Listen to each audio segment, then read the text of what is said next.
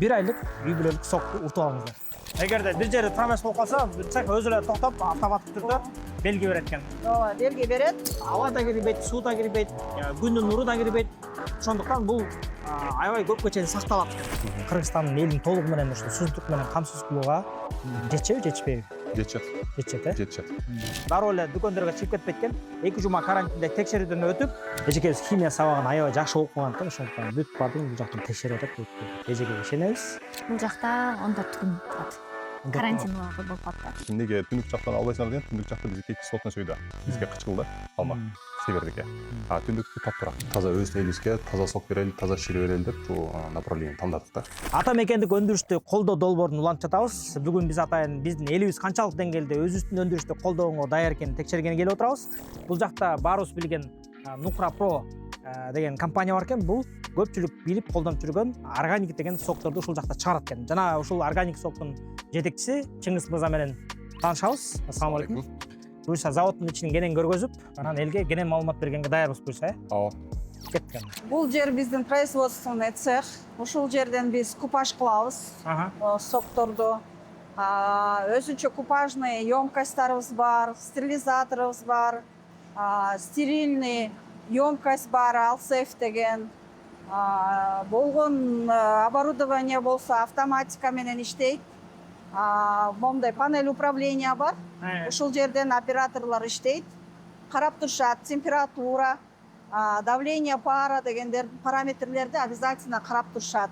Бул каяктан келген аппаратура? Бул деген Тетрапак деген знаменитый американский фирма. Ошонун оборудованиясы. Бул жерден биздики купаж болот. Ушул жерде соктун баарын алып, аралаштырып, жана мультифрукту 3 сок кошулат да, вишневый сок, грушевый сок, анан алма. Ошону могу купажный цехтен даярдап туруп, лаборатория текшерип туруп, анан биз деген стерилизатордон өткөзөбүз. Мол стерилизатордон 105 градустан. 105 градус. 105 градустан өткөзүп туруп. Мол аппаратта? Бул стерилизатор. Стерильный кылып туруп, стерильный емкость Алсейф деп, чоң емкостька салабыз. Ал жерде стерильный продукция туруп турат. Андан кийинки оборудованиябыз даяр болгондон кийин, ошондон кийин анан куюп баштайбыз. Бул деген баары автоматика, оборудование өзү текшерет. Условиянын баары, если туура болсо, анда иштейт. Бир параметри туура эмес болсо, иштебей коет. Эгерде бир жери туура эмес болуп калса, цех өзү эле токтоп, автоматтык түрдө белги берет экен. Ооба, белги берет. Стерильный емкосттан бул жерге түшөт. Мына мондай упаковка заказ беребиз. Жана көрбөдүңүз беле? Коробканы, ошундай упаковканы заказ беребиз. Ушул жерде өзү упаковканы жуйт, стерилизация кылат, өзү куят. 1 литр кылып, ровно 1 литр кылып туруп, объемду текшерип туруп, өзү туралайт. Учурда биз ширенин 1 литрлик форматын коюп жатабыз. Куюу этабында ар бир процесс кылдат менен текшерилет. Адистер таңгактын герметикалыгын жана өндүрүштөгү таңгактын чапталышы канчалык сапаттуу экенин текшеришет. Мындайча айтканда, атайын бир жактан чыгарылган сокту алып келет экен дагы, анын ичин текшерет, канчалык деңгээлде бул сапаттуу өттү же сапатсыз өткөн жок деген текшерет экен мындайча айтканда. Ооба. Кайчы менен кесип көрүп, анан коробканын ичин текшерет экен. Бул соктордун каптары дагы, бул коробкалары дагы ошол тетрапактын аппараттын ичинен чыгат экен. Өтө 6 кабат болот экен, 6 кабат. 6 слой болот. 6 слой, 6 кабат, ичинде эң катар менен кеткен, ичинде жана пакети бар, коробкасы бар, анан тышкары эң ички бети алюминий деп атасыздарбы? Бир слой алюминий. Воздух киргизбейт, ошондой эле свет киргизбейт. Күндүн нурун киргизбеш керек экен, эң негизгиси. Андан кийин аба киргизбеш керек. Бардык жагынан 6 кабат сакталат экен дагы, анан эжекебиз азыр ийне менен азыркы эжекени текшергенде могу шов кесилишкен жери айрылып калбайбы, клей чыгып кетпейби деген сапатын текшерет экен. Бул болсо ички бетинен көргөзүлгөндө азыр эме болуп турган, жабылып турат экен, чапталып турат экен, аба кирбейт экен. Анан крышканы бураганда бул кесет экен. Кесип ачылат экен. Ошондо азыр могу крышканы ачканда бул кесип ачылат, ага чейин ичи туюк болуп, бүт-бүтүн болуп турат экен. Демек бул жака эч кандай аба да кирбейт, суу да кирбейт, күндүн нуру да кирбейт. Ошондуктан бул аябай көпкө чейин сакталат экен. Тетрапак аппараттын ичинен чыккан конвейерден мондай болуп туруп чоң кутучага салынат экен. Бир кутучанын ичинде 12 дана болот. Анан бул дагы мынтип чыккандан кийин 2 жума өзүнчө карантинде болот экен. Дароо эле дүкөндөргө чыгып кетпейт экен. 2 жума карантинде текшерүүдөн өтүп, баардык сапаты тастыкталып, анан дүкөндөргө чыгат экен. Бул жакта биз келген сырьёдун баарын текшеребиз, бүт этаптарындычы. Эң башында алма келгенде алманы текшеребиз. Андан кийин болгондон кийин алмадан шире чыккандан кийин, сыккандан кийин ошонун баарын текшеребиз да. Бунун Бриксинде азыр текшерип атат. Брикс бул канча сухие вещества бар. Коюу эмеспи, өтө коюу эмеспи, же өтө суук эмеспи. Анан бул жактан кислотность текшерет. Анткени алма по сути кислый продукт. Канчалык таттуу, канчалык кислый ошонун баарын текшерет да. Азыр ошону биз карап келсек болот. Анан кийин бүт этаптарынын баарын текшерет да. Куюлгандан кийин уже мындай коробкаларды алып кетет. Өзү линиядан сурабай эле любойун кайсысын тандаса ошонун баарын алып текшерип кетет да. Жакшы эле куюлдубу, куюп атканда эчтеке болуп кеткен жокпу, воздух кирип кеткен жокпу, ошонун баарын азыр текшерип атат. Стерилизация сакталдыбы, сакталган жокпу дегенде. Баарын ошону текшерет. Андан кийин өзүнчө биз жактан дагы көрсөк болот. Мындайча айтканда, бир парча куюлгандан кийин арасынан коробкадан бирөөсүн тандап туруп эле, анан алып ачып текшерип, туура куюлдубу, жарым саат, ар бир жарым саат сайын карап турат. ар бир жарым саат. Бир парча аябай чоң да. Береткада биз азыр кислотностун текшердик, соктун. Кислотности стандартка так келет. Өтө кислый эмес. Сактаганга болот. Стандартка туура келет жанагы. Бул бат эле чыгат турбайбы? Ооба, бат эле. Азыр баары электронный. Эжекебиз химия сабагын аябай жакшы окуган экен, ошондуктан бүт баардыгын бул жактан текшерип атат. Эжекеге ишенебиз. Кеттик энд. Силер да жакшы окусуңар. Өз ишиңерди жакшы билесиңер. Биздин Кыргызстандагы сырьё, мисалы үчүн Кыргызстанда мөмө жейнипсиздер. Кыргызстандын элин толугу менен ошо суздук менен камсыз кылууга жетчеби, жетишпейби? Жетишет. Жетишет, Жетишет. Эмнеге дегенде биздики өзүбүз элибизде эле калк өтө көп деле эмес. Ошондо өз камсыздап бергенге даярбыз. Кыргызстандын ичинде жакшы өндүрүлөт экен, элге жетет экен. Экспорт боюнча максат пландар. Экспорт боюнча өтө амбициоздуу пландар бар бизде. Жакын арада уже Казакстанга киргенбиз. Казакстанда ахват кылганга азыр иш жүрүп атат. Экинчиден Өзбекстанга акырындан кирип баштадык. Анан Россияга уже киргенбиз. Россияда кирип азыр дагы күчтөтөбүз. Аякта биздин эмен барыбызды. Дали Монголияга кетиргенбиз. Жакын арада ошо азыр Сайфер демет атабыз. Иш жүрүп атат Сайфер боюнча Кытайга кириш үчүн. Негизи ошо Кыргызстандагы өндүрүштүн жалпы көлөмү боюнча канча пайызын экспорт, канча пайызын ички өндүрүш түзөт? Азыркы учурда биздики экспорт өтө эле аз. Настатком менен Минсельхоздун данные боюнча биринчи кварталда 1 тоннадан ашык эле кетти да. 1 тонна ашык бизден. Если общий алсак, общий данные менен где-то 1000 тонна жакын кетти да биринчи кварталда 2026 жылы. Биз азыр складка келдик. Складка келгенде бул жакта бүт соктордун баары куюлуп туруп, ушул жакта сакталат экен. Анан тышкары дагы бул жакта чийки заттар турат дейдиңизби? Ооба. Биздин ширелерибиз пастеризация өткөндөн кийин бул жака 200 литрдик асептикалык пакеттерге коюлуп, бочкаларга салынып сакталып турат. Асептикалык пакеттин ичине коюлат, андан кийин анан бочкага салынат. Бул жак караңгы болуш керек, бир аз музак болуш керек. Бир жыл бою сактап турабыз да. Анан бизге өзүнчө чийки зат керек болгондон кийин бул жактан алып, куюп, анан кийин уже готовый продукция алып келебиз бул жака. Чийки зат өзүнчө бул жакта турат, анан бүткөндөр даяр болгондор бул жакка чыгылат экен, Бул жакта канча убакыт турат? Бул жакта 14 күн турат. Карантин убагы болуп калат да. 14 күндө текшерилип туруп, эгерде баары жакшы болсо, анан дүкөндөргө сатыкка кетет. Турат. 5% төлөйт го. Ошо биздин эмес боюнча Настатком менен Минсельхоздун данныйларын алсак, 10%ке чейин быйыл ушу 2026 жылга чейин жеткенге максат койдук.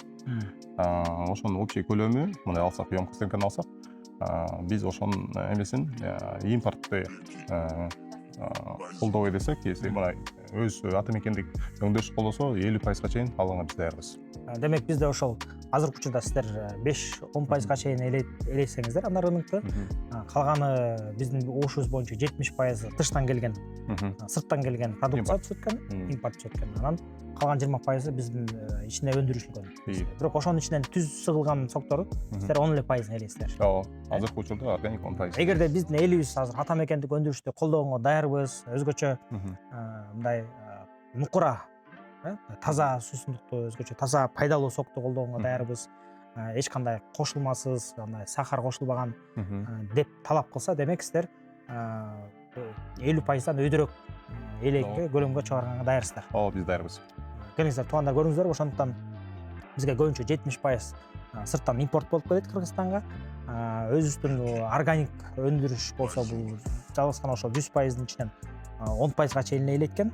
Эгерде биз өзүбүз элибиз өзүбүз ошону талап кылсак, ушундай пайдалуу, элге ден соолукка пайда бере турган, зыян тийгизбей турган жана ата мекендик өндүрүш боло турган биз эгер талап болсо, анда 50%-дан дагы өйдө өндүргөнгө даяр экен. Даярсыздар, Даярбыз. Кыйналып калбайсыздар. Жок. Натуральный сок деп коет эмеспи? Натуральный сокду алып, биз интернеттен өз көрүп текшерип жүргөндөргө маалыматка таянсак, анда ошо натуральный соктордун ичинен химия колдонулат экен, жана даамды күчөтө турган заттар колдонулат экен. Андан тышкары шекер да көп болот экен. Бул эми ден соолукка зыян, красителер да болот экен боёктордо. Ал эми органик жөнүндө уксак, андай эмес деп уктук. Анан балким силерге ошол тиешеси барбы, жокпу, кандай деңгээлде бир маалымат берип койсоңуз. Кыскача маалымат берсек, биздики биринчиден биз таможня союз карайбыз да. Таможня союз караганда биз декларация алабыз. Код ТНВ 2009 деген. 2009га ал өзүнүн эмеси бар, шарттары бар. Биринчиден алга сахар кошулбаш керек. Биз жана билген ак сахар кошулбаш керек. Экинчиден башка бир жанакы сиз айткандай эле татууга турган же жытын күчөтө турган заттар кошулбайт да негизи. Ошончо ошо требование биз келгенбиз. Биз аны өткөнбүз. Бизде протокол испытание бар. Азырда мен өзүм уверенно эле айта алам, то что бул сахар кошулбайт. Ароматизатор, ар кандай жанакы заттар кошулбайт эч нерсеси. Бул таптаза сок. Азыр буга чейин эле заводдун ичин көрүп чыктык, кандай чыгат экенин. Мына бул жакта сиз айткандай эле биз дагы күбө катары бул ширелердин бардыгы, то есть биздин алма, өрүктөр келип туруп, бул жактан түз сыгылат экен дагы. Анан эч кандай шекер кошулбай, жана боек кошулбай, суу кошулбай, түзмө-түз чыгып, анан мындай упаковкага түшөт экен. Мөмөлөрдүн түзмө-түз сыгылышы абдан жакты, бирок суроо. Бул ошо чийки мөмөлөр, ошо алма, алмурут дегендер, жана кээде сапатсыз чет өлкөдөн келген алмалар, кээде Кытайдын алмалары да болуп калат. Ошолордон кошуп жибербейсиңерби? Жок, биз негизи бул эмеде биздики сезон, сыгылган сезон бул августтан баштап октябрга чейин. Ошол мезгилде биздин алмалар бышат, местный алмалар. Экинчиден биз кандай показатель менен алабыз? Биздики лаборатория бар, лабораторияны көргүңүз окшойт. Лабораторияда ошо бизге эметебиз, аныктайбыз. Кислотность аныктайбыз, содержание сока деген бар, жанагы эмеде өз алманын ичинде канча сок бар проценти. Ошонун баарын карап туруп, анан биздин өзүбүздүн стандарт бар. То есть лабораторный стандарт болот. Ошол стандарттын карап туруп, биз өтсө алабыз. Өтпөсө кетиребиз. Бизде могу чийки мөмөлөрдүн баары жалаңга Кыргызстандан эле алынат. Кыргызстандан биз алманы көбүнчө ноокаттан алабыз. То есть эмеден юг тараптан алабыз. Анан кийин биздики эмнеге түндүк жактан албайсыңар деген, түндүк жакта биздики кислотность үйдө. Бизге кычкыл да алма, севердики. Түндүктү таттуураак. Ошол себептен биздики органик ушунча таттуу болот да. Бул жакта мисалы үчүн алма бар экен, алмурут бар экен, сайбис бар экен, ашкабак, помидор, кызылча. Ошолордун баары бүт ушул жактан өзүбүздүн Кыргызстандык мөмө жемиштер. Биз өзүбүз негизи сельхозпереработчик болобуз, ошол себептен биз фермерлерден алып, аны переработка алып туруп эле ошо бизге ошо эмени продукт кылып беребиз. Чындап эле бул жакты карасаңыздар, мисалы үчүн курамы деп турат. Караңыздар, курамында алма ширесе жана алмурут деп эле турат. Башка эчтеке кошулбайт экен, демек бул ошо алма менен алмуруттан турат дегенди билдирет экен. Бул 250 граммдык, бул мындай премиальный сегмент деп анактайбыз муну. Негеден бул көбүнчө мындай фитнес клубтарда ошон көп ичишет да буларда. Булар биздики бул семья деп коебуз. Булар негеден 3 литрдан жогору семьяга жакшы негизи. Анан 1 литр бул тоже спортсмендер ичет. Жалгыз жүрсөң да ичсең жакшы да негизи.